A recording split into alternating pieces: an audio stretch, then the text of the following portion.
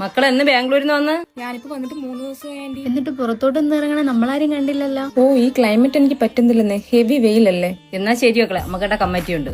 പണ്ട് കീറിയ പാവടയൊക്കെ ഉണ്ടായിരുന്ന പെണ്ണാണ് ഇപ്പൊ കൊച്ചു നിക്കറോട്ടേ നടക്കുള്ളൂ. ഓ 8 ലൈനിട്ട് ഒറ്റ മിനിറ്റിലാണ് ഈ പെണ്ണ് വലിച്ചു കയറ്റണത്.